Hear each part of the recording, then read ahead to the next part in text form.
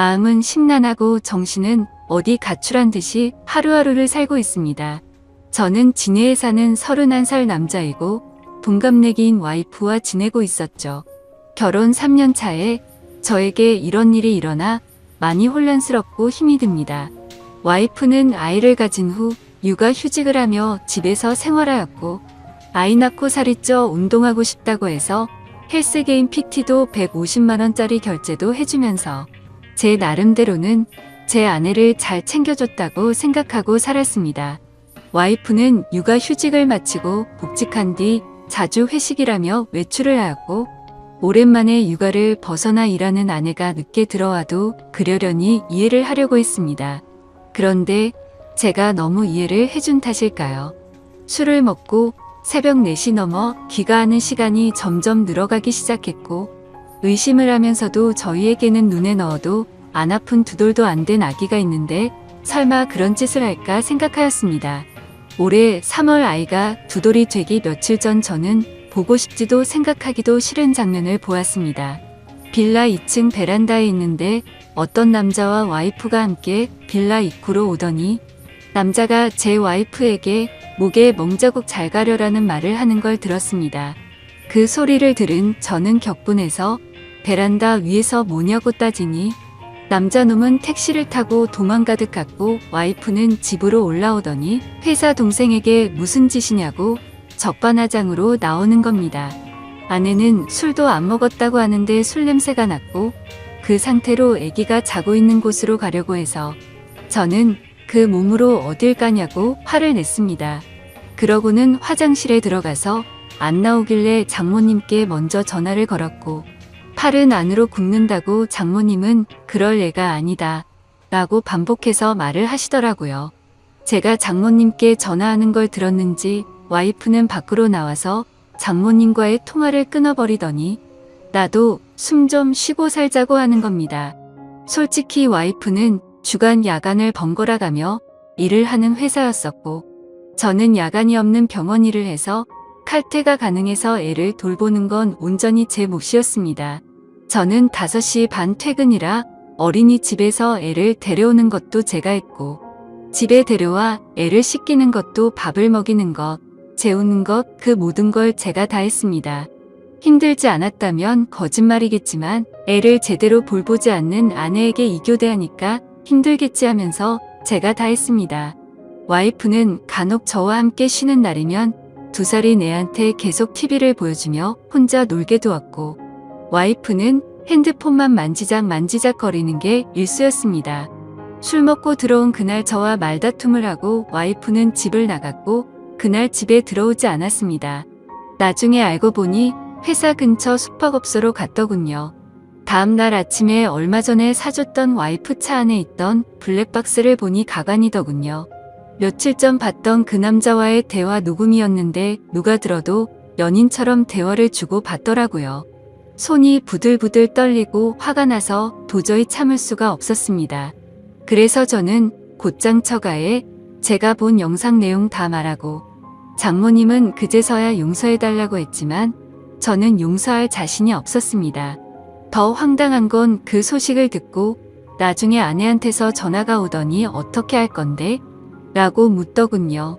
그 전부터 저한테 바람 피면 이혼이다 라고 말한 여자였기에 이혼이다.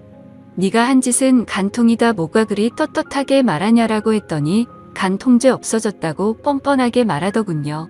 그래서 저는 더 이상 이 여자와 살면 안 되겠다는 생각에 애기 데리고 나와 현재 본가로 들어와서 살고 있습니다. 이혼 준비하면서 와이프에 대해 이리저리 알아보니 대단하더군요. 전 직장에서 양다리 걸치고 그중 한 남자한테는 몇 백만 원 빌린 뒤에 잠수 타버리고 대부업에 손대서 추심 들어올 뻔한 적도 있고 그랬다더군요. 도대체 왜 결혼 전에 그걸 알아볼 생각을 못했을까 후회도 되었고 결혼 전에 알았다면 얼마나 좋았을까 싶었습니다. 그리고 와이프가 만나는 남자에 대해서도 녹음된 이야기를 들어보니 작년에 군대 전역한 젊은 놈이더라고요. 그놈은 뭐가 좋다고 유부녀랑 놀아났는지 참 어이가 없습니다. 심지어 녹음된 날짜들을 보면 아이 영유아 건강검진, 예방접종을 예약한 날도 그놈과 먹고 노느라고 가지 않았습니다. 아이 태아 보험료도 1년 내고 그 다음 아예 넣지를 않아 실효되었더군요. 저는 알아서 잘 넣고 있는 줄만 알았습니다. 와이프는 저에게 정확한 월급에 대해 이야기를 해준 적이 없어 거의 생활비는 제 카드로 결제를 했던 상황이라 와이프의 카드 내용을 제가 잘 몰랐습니다.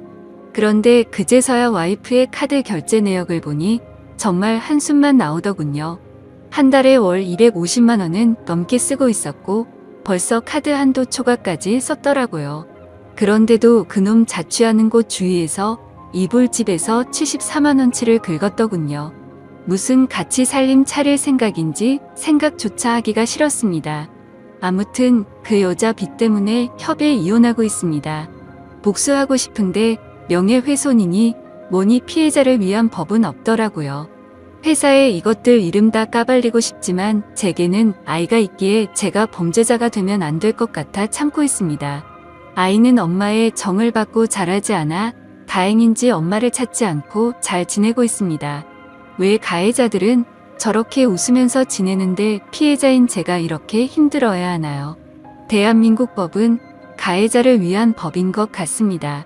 중구난방으로 적었습니다. 긴 글 읽어주셔서 감사합니다. 다음은 후기 내용입니다. 안녕하세요, 여러분들. 저는 이 글쓴이의 절친한 친구입니다. 친구에게 양해를 구해 계정을 빌려서 작성을 하고 있습니다. 제가 목격한 사실들을 얘기하기 위해서입니다. 저는 이 친구의 연애 시절부터 쭉 지켜봐왔습니다. 이 여자 때문에 항상 힘들어했습니다. 사람들 앞에서 무안 주는 거는 예사고, 친구의 친척들과 모이는 자리, 모처럼 대학교 친구, 고등학교 친구들이 모이는 자리에도 전화로 거기는 왜 갔냐? 지금 당장 집에 들어가라. 그럴 시간에 나를 보러 오라고. 때를 쓰고 화를 내고 욕하는 게 다반사였습니다. 제가 보기에도 집착이 병적으로 심했습니다. 친구들 커플끼리 놀러 갈 때도 자기 맘에 안 드는 게 하나라도 있으면 바로 버스를 타고 혼자 집에 가버리고 집에 가서 전화로 화내고 욕하고 그러더군요. 더 웃긴 일도 있습니다. 결혼식 전날 친구 커플들끼리 모였습니다. 분명히 그 여자한테도 얘기를 했고요. 임신 때문에 술을 마시면 안 되니 친구 보고 혼자 가서 놀라고 했습니다. 친구들끼리 재밌게 노는데 수시로 전화가 오더군요. 나 빼고 노니깐 재밌냐고 하면서 집에 빨리 안 들어가냐고 뭐하는 짓이냐고 온갖 소리를 지르더라고요. 옆에서 통화를 듣고 있던 저희 친구들도 다 황당했습니다. 분명히 같이 가자고 얘기도 했었고 허락을 했었으니깐요. 아무튼 그날 또 여러분이 생각하시는 대로 또 싸웠습니다. 그래도 다음날 결혼식이니 잘 풀리길 바라면서 집으로 귀가를 했죠. 결혼 후에는 제 친구한테 심한 말을 많이 했습니다. 특히 친구 부모님을 무시하기 일쑤였습니다. 너희 집에서 해준 게 뭐가 있냐부터 시작해서 너희 집이 그렇게 잘났냐 등등. 뭐 흔히 얘기하는 시댁구박 그런 건 옆에서 볼 때 전혀 없었습니다. 친구 어머니께서는 그 여자가 전화하기 전까지는 절대 하지 않으셨습니다. 할 말이 있으시면 친구를 통해서 하였지만 그것 또한 집안 행사 관련 말씀이셨습니다. 그리고 이 여자는 모정이라고는 찾아볼 수가 없었습니다. 친구에게 들은 얘기도 있지만 제가 친구 집에 놀러가서 본 장면도 있죠. 애가 엄마가 봐주지 않는다고 스스로 토를 하고 했습니다. 심지어 막 걷고 뛰기 시작할 때 거실에서 뛰며 잘 놀고 있는 애를 주위에 장난감이 많이 널브러져 있는 상황임에도 전혀 신경도 쓰지 않는 것 같아 보였고, 애가 침대에서 떨어져 피가 나도 뭐 이 정도면 괜찮다 하면서 그냥 TV 보러 가더군요. 참 이게 애 엄마라는 사람이 할 짓인지 싶었습니다. 불륜 이후 친구가 많이 힘들어할까봐 제가 계속 붙어 있었습니다. 그 당시 친구의 눈은 거의 돌기 직전이었으니깐요. 혹시나 사고를 칠까봐 혼자 둘 수가 없겠더라고요. 위에 친구가 작성한 글에도 있지만 그 사건 다음날 전화가 왔습니다. 예, 그때 제가 옆에서 다 들었죠. 간 통제 없어졌다. 갈 때까지 가보자. 오히려 적반하장으로 그 여자가 먼저 이혼 조건을 걸더군요. 그리고 이틀 후 법원에서 만났습니다. 친구는 도저히 혼자 갈 자신이 없다고 하면서 같이 동행해달라고 부탁을 해서였죠. 처음에는 친구 혼자 법원에 들어갔다가 주차장에서 기다리고 있는 저한테 전화가 와서 같이 있어달라고 하더군요. 무슨 일이지 싶어서 가봤습니다. 이 여자 정말 대단하더군요.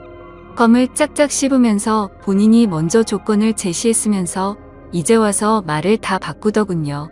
법원에서 어디선가 상담을 받고 온 듯 했습니다. 어찌 그리 뻔뻔하던지 도저히 참지 못하고 제가 법원에서 짜증까지 냈습니다. 오히려 친구는 차분해졌으나 제가 눈이 돌아서서 친구가 오히려 저를 말렸습니다. 작성하다 보니 다시 화가 날 정도로 상종 못할 인간이었죠. 제 친구 정말 많이 힘들어했습니다. 본인 일 아니라고 쉽게 말하시는 분들 익명이라고 그러지 않으셨으면 좋겠습니다. 제 친구에게 많은 격려와 위로 부탁드립니다. 감사합니다. 다음 사연을 읽어드리겠습니다. 안녕하세요. 저는 남자친구로 인해 너무나도 힘이 듭니다. 하루가 멀다 하고 언성을 높이고 있는데 정말 환장해버릴 것 같습니다. 저희는 만난 지 몇 개월 안 된 풋풋하다거나 불안정한 커플도 아니고 인연이 다 되어가는 30대 커플이에요. 원래 성격 자체가 저는 좀 독립적인 스타일이고 남자친구는 좀 반대의 성격입니다. 그렇다고 해서 제가 남자 같은 여자는 절대 아니고요. 남친도 애기 스타일은 결코 아닙니다. 단지 독립적인 것에 있어서 좀 다른 면이 있어요. 저도 한때는 애교 많은 천상 여자였는데 남친 때문에 지금 정신 나간 마녀 헐크가 되어가고 있는 것 같습니다. 아무튼 제 고민을 말씀드리자면 남자친구는 일반적인 평범한 회사원이고 저는 프리랜서라 활동 시간대가 살짝 달라요. 남친은 아침 6시 반에 일어나서 회사에 갔다가 밤에 퇴근해서 새벽 1시쯤 자고요. 저는 오전 11시쯤 일어나서 낮에는 밖에서 사람 상대하며 일하고 저녁에는 집에 들어와 혼자 새벽까지 일하다가 새벽 5시쯤 잡니다. 제가 저런 생활을 한다고 해서 남친에게 피해를 끼치는 것도 아니고 아침에 일어나서 일어났다고 문자 보내고 나가면서 나간다고 문자 보내고 또 집에 들어가면서 들어가는 길 일하고 전화합니다. 물론 가끔씩 늦잠을 자서 급하게 나갈 때는 문자를 못 보내고 나간 적도 여러 번 있긴 하죠. 하지만 나가면서 문자를 못 보낸다 하더라도 저의 대략적인 스케줄을 남친은 다 알고 있고 변경 사항이 생기면 항상 미리미리 얘기를 해놓습니다.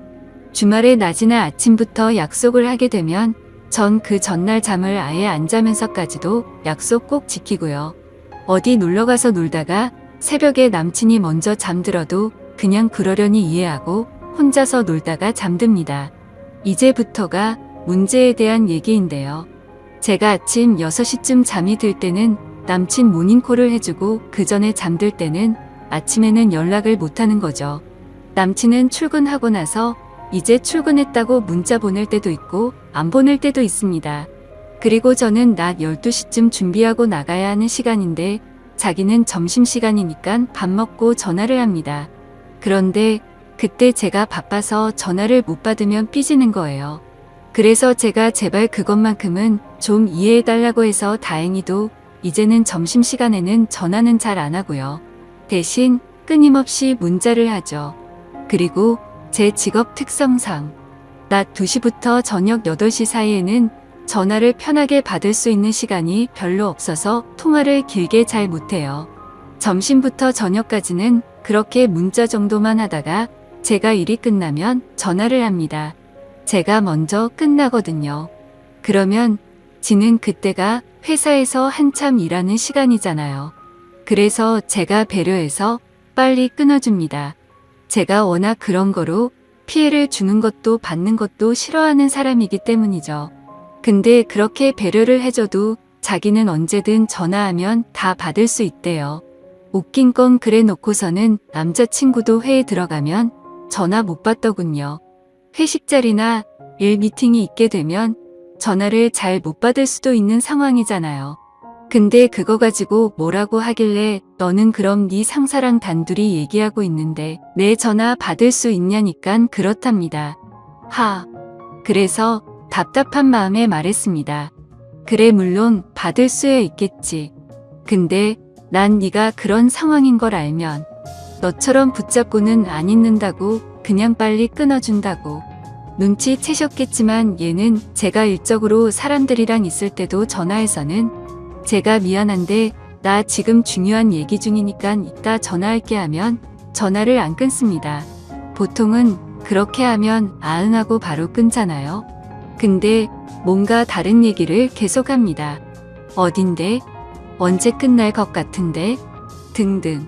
결국에는 저도 참다 화가 나서 밖으로 나가서 화를 내죠. 어찌 보면 결국은 남자친구가 원하는 대로 통화를 하게 되는 거죠. 아무튼 그 문제 가지고도 피 터지게 언쟁을 벌였었는데 지금은 그 문제는 어느 정도 해결이 되었어요. 중요한 건 제가 지금 그것 때문에 그러는 게 아니라는 거죠. 그래요. 저건 어찌 보면 이해할 수도 있어요. 걱정될 수도 있으니까. 궁금할 수도 있으니까. 100번 참고 양보해서 거기까진 이해하겠는데 문제는 밤에 하는 통화입니다. 아까 말씀드렸듯이 제가 먼저 일이 끝나고 집에 들어가면서 통화할 땐 일찍 끊어요. 그리고 나서 자기가 퇴근하면서 들어간다고 전화가 오죠. 그럼 또 짧게 통화하고 끊어요. 그리고 나서 남친이 집에 도착하면 또 전화가 옵니다. 그때가 이제 많은 얘기를 할 수 있는 시간인 거죠. 근데 저는 그래요. 전화를 하다가 할 말이 떨어졌는데 그냥 전화통 붙잡고 있는 시간이 너무 아깝고 왜 그렇게 있어야 하는지 이해도 안 되더라고요. 그렇다고 제가 말이 없는 사람이 아니라 저 말하고 대화하는 거 좋아하는 사람입니다. 거의 대부분 제가 훨씬 얘기를 많이 하죠. 그 이유가 제가 말하는 걸 너무 좋아하는 사람이라 나만 하고 싶어서 주구장창 저만 떠드는 게 아닙니다. 저는 말하는 것도 너무 좋아하고 들어주는 것도 너무 좋아해서 친구들 카운셀링 담당일 정도예요. 지가 전화했는데 별 얘기를 안 하니까 제가 그냥 분위기 유지하려고 계속 떠드는 것뿐이에요. 사람이 얘기를 하다 보면 이 얘기가 끝날 쯤이면 상대방이 대화를 이어서 해나가거나 다른 얘기를 하거나 할 말 없으면 끊는 거 아닌가요? 근데 제가 말을 다 하면 그냥 가만히 있습니다. 몇 초 동안 정적이 흘러도 아무 말이 없을 때 그 시점에서 제가 슬슬 마무리를 짓고 그럼 좀 쉬고 이따가 자기 전에 전화해 이러면 삐지는 겁니다.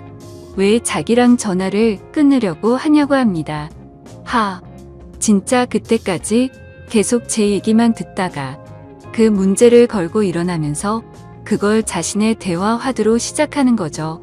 혹은 제가 자기 전에 통화하자는 말이 끝나고 또 몇 초간 뜸을 들이다 겁나 깊게 한숨을 쉽니다. 진짜 그 한숨 쉬는 거 들을 때마다 복장이 터집니다. 진짜 말 그대로 환장할 것 같습니다. 한두 번 이러는 거 가지고 제가 환장할 것 같은 거면 제가 이상한 여자겠죠. 근데 매일 밤 저럽니다. 제가 좋게 얘기도 했어요. 아니, 통화를 계속 하고 싶으면 너도 네 얘기를 좀 해라.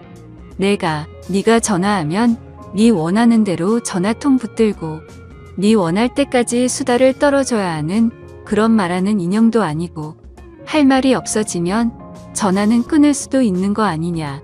그리고 이미 말씀드렸지만 저는 집에 와서도 일을 하는 사람이거든요. 그렇다고 제가 매일 밤 처음부터 전화 안 받아 버리는 것도 아니고 받자마자 끊자고 한 것도 아니고 전화 제대로 받고 얘기도 했고 그런데 상대방이 말이 없으면 당연히 끊는 거 아닌가요? 제가 그렇다고 상대방 무한하게 싸가지 없이 갑자기 툭 끊어 이러는 것도 아니에요. 근데 지 머릿속에는 그저 제가 일 때문에 자기랑의 통화를 빨리 끊는다고 밖에는 생각하질 않습니다.